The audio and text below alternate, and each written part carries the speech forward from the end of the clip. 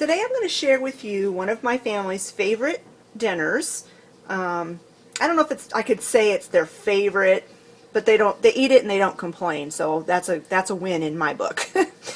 And it's kind of like a hamburger helper, but it's homemade, and it's chili mac. Now you can make this gluten-free and dairy-free if you have, the gluten-free noodles. And I'm not going to worry about that because we don't have to worry about gluten in our house. Although this is not a Trim Healthy Mama friendly meal. The only way it would be Trim Healthy Mama approved is if you used the low carb Dream Fields pasta, which I do not have. So what I'll do is I'll just eat a very small helping, and then I'll eat some leftovers of a Trim Healthy Mama meal that we had yesterday. Alright, so the first thing you need to do for this recipe is get your skillet and get it turned on, and you need to brown up 1 pound of lean ground meat. You can use beef, you can use ground chicken, any ground meat that you like, whatever you have on hand or whatever is your favorite. In my case, I'm going to be using ground pork. So here I have a pound of ground pork in the skillet, and you just want to fry this up. You want to brown it until it's all completely done. When this is done and I'm ready to do the next step, I will bring you back. When the meat is just about halfway done, it's looking pretty much brown, but there's still some pink to it. You want to add to the pan 1 finely diced onion. In my case, I'm using red onion, but you can use whatever kind of onion that you like. It doesn't matter. And also to this pan, you want to add 4 cloves of minced garlic. You can use your own fresh garlic minced. In my case, I'm going to use this frozen garlic that I love. I've talked about this lots of times before. And one of these little cubes equals 1 clove. So you're going to want 4 cloves of garlic. And just pop it right into the pan.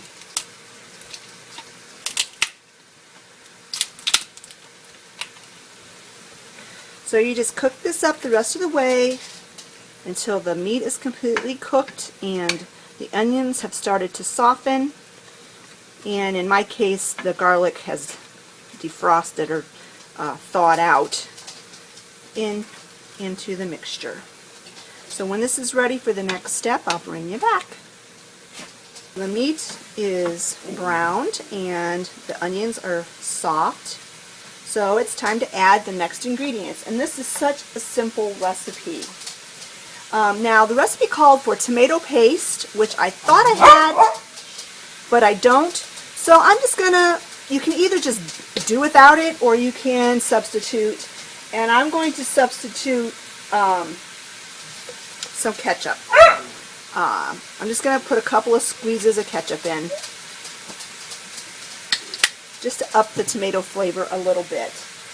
Then you want to add 1 can of tomato. I've got tomato sauce here. You can use diced tomatoes, crushed tomatoes, whatever kind you like, but I'm using organic tomato sauce, but you just want 1 can of that.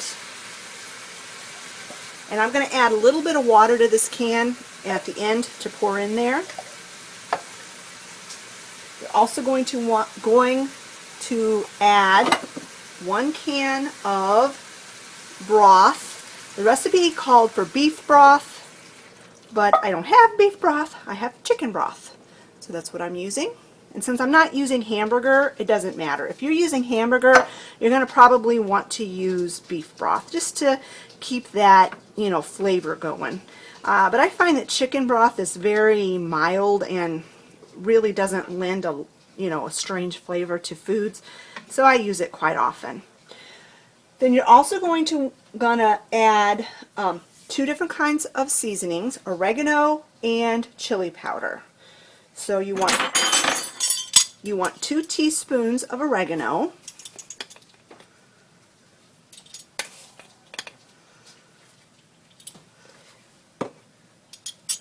and you want a tablespoon of chili powder, or more or less to your family's taste. 1 tablespoon.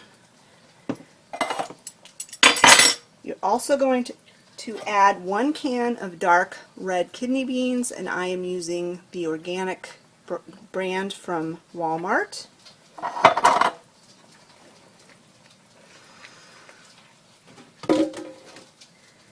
You want to stir this all well.